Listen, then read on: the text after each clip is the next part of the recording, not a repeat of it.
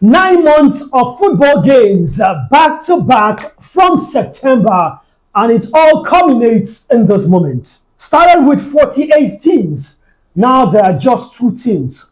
46 teams have found their way out of the tournament at one stage or the other. Now we have just the 2 teams ready to battle it out in Budapest, Hungary, for the Champions League trophy. Ladies and gentlemen, this is our final preview of the season, and it is the preview of the biggest game in the whole wide world. Some would say Europe, some would say Champions League final is bigger, some would say World Cup final is bigger, but whatever it is the biggest game of the club season. Arsenal taking on PSG, Paris Saint-Germain at the Budapest Arena, in Budapest, in Hungary. Ladies and gentlemen, it is what it is. It's finally here. England versus France. Arsenal versus PSG. Defending champions versus never champions. Premier League champions versus French Ligue 1 champions. What do we expect? Well, let me start by saying it's actually very interesting that Premier League has 3 teams in Europe's elite competitions: the final, the Conference League. I mean, they are already the champions of the Conference League. They are the champions of the Europa League. You can make it a hat-trick. I just feel for Premier League, I feel when it comes to this, 3 Premier League teams, and I feel Paris Saint-Germain will definitely be the 3rd Premier League team that will win the UEFA Champions League. Fine, in the usual way. But then let's talk tactics now. I mean, how do you think? Let's be sincere. Arsenal comes into this final as the underdog. Yeah. They are playing against the defending champions. That's probably because PSG are the defending champions. They are playing against the defending champions who have gotten into another final. We had better results getting into the final. No, you didn't. You played lesser teams. You did not wait. You did not play Real Madrid. You did not play Bayern Munich. We played Bayern Munich in the group stage. You're talking about when it matters. Knockout phase. You played Bayern Leverkusen. You played Sporting Lisbon. You played Atletico de Madrid. No, those are not top games. We are on top of the table in the group stage, and the group stage is like a league. We all participated, and Arsenal came up on top. So Arsenal, we are not an underdog. This is a match to be played by 2 elite teams. No one is saying you are not an elite team. No one is disputing it. But in comparison to PSG, the only advantage, I think the only thing we can only give to PSG is because they are the defending champion. Anything aside from that, because they defeated the likes of Bayern Munich, we also defeated Bayern Munich in the group stage, and it matters. It was a very serious match, and as a matter of fact, Bayern Munich also defeated them in the group stage too. We defeated the Atletico Madrid, defeated Barcelona. So no, please don't. All right. So how does Arsenal approach this?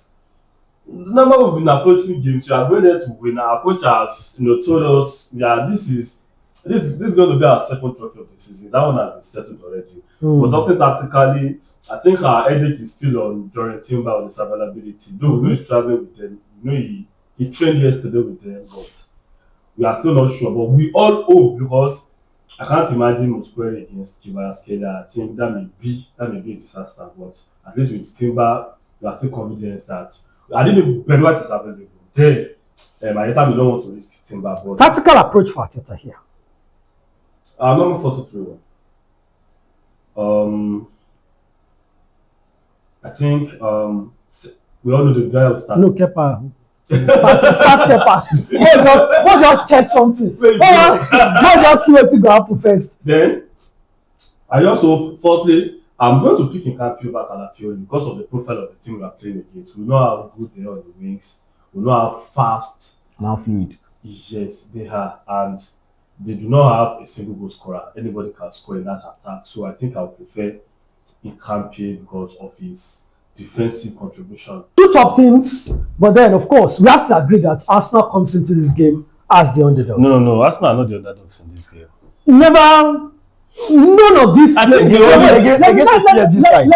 Let me say this: all of these PSG players, every one of them, have played the Champions League final. Okay.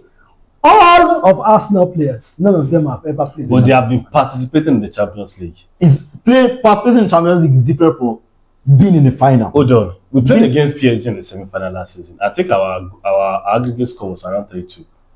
The margin was close. We met in the group stage. They beat you at the Emirates. Then we drew at the Parc des Princes. In the group stage, we came out on top of the group stage. And if there's another league or another trophy for that one, save, that would have been our trophy in the cabinet this season, because coming out on top against elite teams in the Champions League. Liverpool did last season. They didn't still get past. Yes, everybody was saying that we are top, no matter. But here we are in the final of the Champions League. So we are not an underdog. I think the only edge they have above us is because they are the defending champion. Anything aside from that, they have an elite manager. We have our own elite manager. They are the champions of their league. We are now the champion of our own league too. Now, let me tell you something. Every PSG player will start for us now. Every PSG player? Yes. No. Sofanov cannot start for us now. Marquinhos cannot start for us now. Marquinhos will not start for us now. Yes, I'm telling you. Marquinhos will not start at us now. Marquinhos will not start for us now. At his age, he won't start for us now. If he was. No, that's if he was, but that's not the situation now. William Patrick will not start for us now. Okay, William Patrick. Yes. Simba will start. Sorry, as Hakimi will start. Hakimi above Simba. Yes. Will start. Nuno Mendes will start. Okay. Jan Neves. No. That Rice will start. Maybe Rice above their Ruiz. Rice above anyone. Then that front line, just forget it. That front line will start. Including Saka.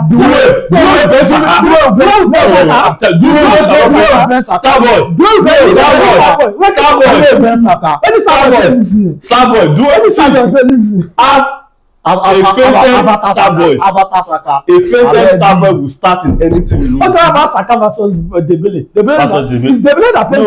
No. Dembele plays first line. Dembele is the first line. Dembele plays first line. Dembele plays mid. No, Dembele plays first. But let's talk tactics. So what's Arsenal's practical approach? Well, firstly, we know the goalkeeper that's coming to this match, Raya. No, use Kepa, please. No, I want to check something. No, you don't have to check. No, why not? What will happen? So now, then I'll prefer Kampi over Calafiori because of his defensive contribution, because of the profile of the team we are playing against. I think we'll mostly be forcing even both Dewey and Dembele at the same time, because at times they used to create overload at that side of the pitch.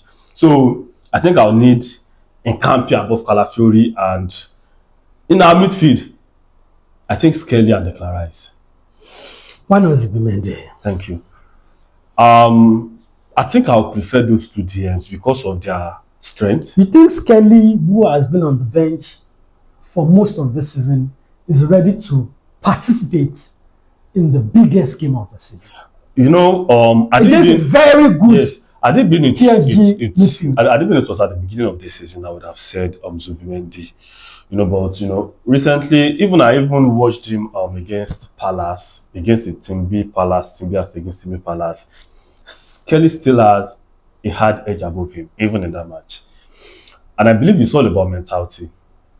The mentality and some attributes. There are some see, when it comes about one-touch specialist, when it comes to a elite midfield and creativity, I think we all know Zubimendi is very good. I hope you know that by this, it means Declan Rice plays as the DM. Even now, I wish they can both play as the DM. So two DMs. Two DMs. Interesting. Yes. No CM. No. No. You know, this is an elite team. Even you are playing two DMs, when you are attacking, you still attack as a team. But instead of having one DM, one box to box, we will focus more on the attack. We can be caught on the counter. We know how fast this team is. And you know, there's a particular tactical approach Enrique usually use during throw-ins and during build-ups. Kick it in. You understand? A player will create a diversion. Once you follow that player, that space in between, and that space is always and in this final third, this particular region. That's why I think if we have a 2DM there, we'll be able to lock down that yes. position. So that's how I prefer 2 DMs. And I believe Skelly being a left back for most of his career at Arsenal can pick the left hand side. You understand? Can also help out with a campaign. So Declan Rice will know his attribute already. Then how I wish I can see Odegaard Eze. How I wish I can see Odegaard Eze Saka. Something is telling me that. And Gyökeres. Something is telling me that Ateta will prefer that. Yes, you know, had it been prior to Atletico Madrid match, I would prefer Havertz too. First, if you look at Havertz against Manchester City in the second leg, his hold up play was excellent, top notch. everything was doing that day. Aside from the goal he missed, aside from that sitter he missed, I think it was 9/10 in that game. It showed up play and everything. I missed that pressure because I'm looking at this game that Arsenal may set up in such a way that our striker may be isolated. So we need the ability, we need that hold up the ability for that striker to be able. But what Gyökeres gave us against Atletico Madrid may create a kind of headache for Mikel Arteta because his hold up play in that match was top notch. I think best ever in an Arsenal shirt. So if we'll be able to replicate that kind of performance in this game too, I prefer Gyökeres because aside from hold up play, we also need his clinical ability. All right, let's talk about PSG. I mean, how would you think Luis Enrique would set up his team, putting into consideration that Dembele is not fully fit? Achraf Hakimi may be playing his first game in about 3 months. Do you think? I mean, I'm thinking he has two choices here. Either risk it, start Hakimi. I mean, let's start from the defense. Risk it, start Hakimi, or start Zaire Emery at right back, and maybe put Hakimi in later, maybe 60th minute, 70th minute, to see how they game. Well, for Luis Enrique, he's coaching a side that scored 4 goals in the UEFA Champions League this season. That shows that they are a side that they score a lot of goals, regardless of which team they are playing against. They scored 9 goals. They scored 6 against Bayern Munich. They scored a whole lot of goals. They did that AS Monaco as well. And when it comes to this same Paris Saint-Germain as well, in just all of their 8 knockout games, barring one, they scored at least 2 goals.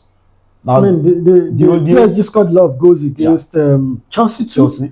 And even against Liverpool. Yeah. So if you look at it right now, they are excited that they score goals as well. And one thing is, if you are talking about their defense right now, and we've seen it against Lens in their League One game against Lens when he tried to experiment a whole lot. He played I think he played a player that wasn't really familiar with that position, that right back position as right back, and they almost got overrun in that place and they almost got beat by RC Lens.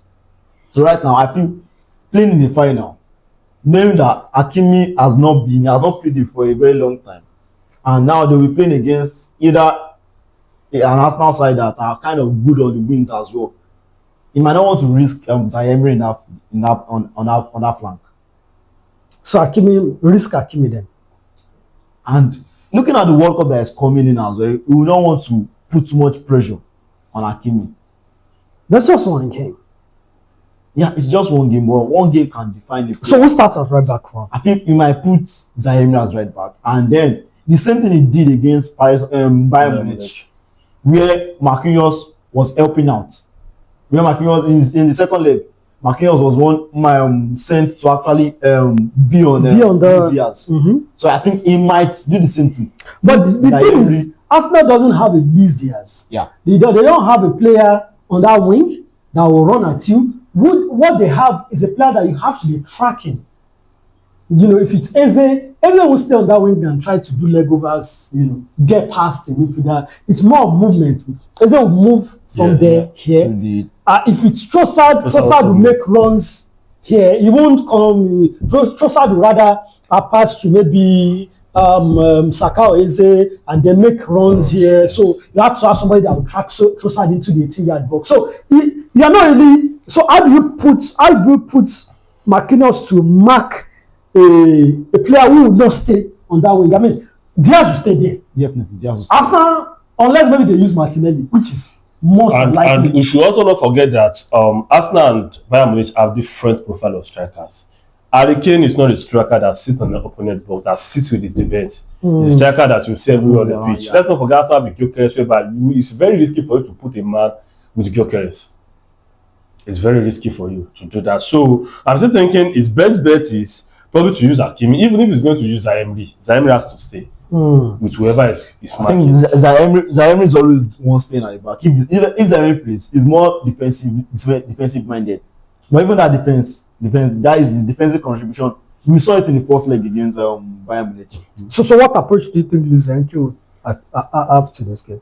I think going by everything, looking at what's on ground, I think he might want to risk Hakimi. Okay, so Hakimi, Pacho, Marquinhos, And Nuno Mendes, midfield, of course, those three guys yeah, are expected. Fabian Ruiz, Vitinha, and João Neves. Is there a possibility he leaves Fabian Ruiz on the bench for Zion? Maybe he has done that a couple of times. there's a possibility because Ruiz was injured this season for a long time this season, and Zaire was one playing there, and Zaire did excellently well. He performed very well in the midfield. Even at some point, even not because of Hakimi got injured, so it's kind of difficult for Fabian Ruiz to come in and displace Zaire. That's how good Zaire was in that midfield for them. So right now, it might be difficult. You might want to go with the formation he has been sticking with Zaire, João Neves, and Vitinha in midfield. And of course, up front, the three Musketeers, Dembele, Kvaratskhelia, and Doué. Well, let's talk about predictions. I guess that's what's left to talk about now. Who wins the UEFA Champions League and by what scoreline? I know that you guys are sitting on opposite sides of the aisle here. Probably before I get to the prediction, I think if Arsenal will also win this game, I think we need to also capitalize on one thing. I think PSG is weak on their right side of the defense with Marquinhos. I think for me, I feel it's the left hand side because in the final against Chelsea and Club World Cup final, if Arsenal wants to enjoy, if they want to enjoy a little bit of break, that was where Enzo Maresca targeted the most, the left hand side. Because Nuno Mendes I'm not saying he's a bad defender, but he's a runner. He's a mobile. Yeah, he's mobile. He goes forward, so he leaves this space open. And in the final against Chelsea, that left hand side was very, very open. That was where Gusto and Kopama and João that was where they enjoyed the space. Let me just buttress your point a bit. The reason why it was like that in that game was because Chelsea created an overdose on that right side of Chelsea side in the attack, and PSG was caught off guard. Before they could make some adjustment, 3 goals was in already. But if you look at their game this season, firstly, William Pacho has improved a lot. You can't compare William Pacho this season with William Pacho of last season. I think he's one of their best players, one of their unsung heroes this season. So William Pacho has improved. Even the type of running Nuno Mendes was doing last season has reduced this season. If you check the rate of his attacking movement this season has reduced drastically. And if you critically watch the game against Bayern Munich, just like what you said, that was what Company did. He was trying to overload this side to penetrate from this side, but when he realized it was so difficult, when it was 5-2, that was when he realized that this point was so weak because the person that was playing the right back was overlapping, and it was Marquinhos with Luis Diaz. And let me tell you, you see, age, there's something about age. The experience can be there, but the energy, the speed, the intensity cannot be there again. The last 2 goals of Bayern Munich in the first leg was scored from this place. And they are good. They are not deserving good. They are not a deserving good. They were scored because of the weakness. And their goal in the second leg was also from around. So that's why I think Arsenal just need to work on this half space. I think the only threat in this half space is João Neves. If one way or the other, João Neves can be occupied with something else. Hakimi will want to run. Then Marquinhos can be. Even Gyökeres, I prefer Gyökeres to be running to this side to take on his duels. All right, predictions. 2-0 for Arsenal.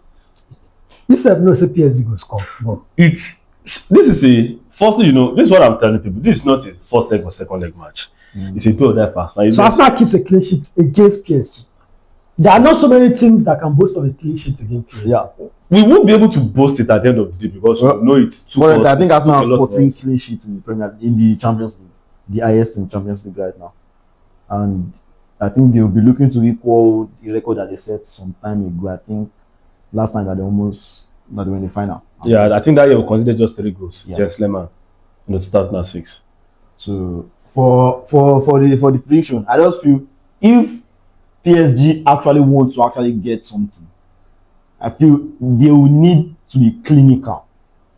Because we all know PSGs to be they can be clinical, but then they can be wasteful as well. We saw them against Bayern Munich in the first leg. They were very, very wasteful.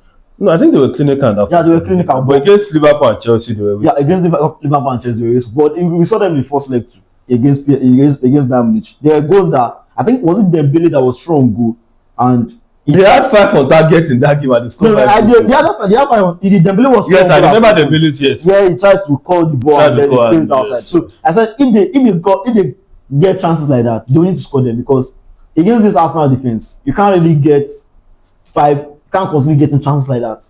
They'll shut the door down. So if they want to win the game, they need to be very, very clinical and play like the first leg, 5 shots on target, 5 goals. But I'm not saying we'll score 5 against Arsenal.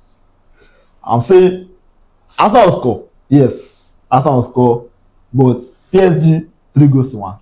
But I'm not saying a goal galore. I'm telling you. You know, there's this something I know about Enrique too. Enrique is more of a, quote me anyway, Enrique is more of a Aram manager than Arteta.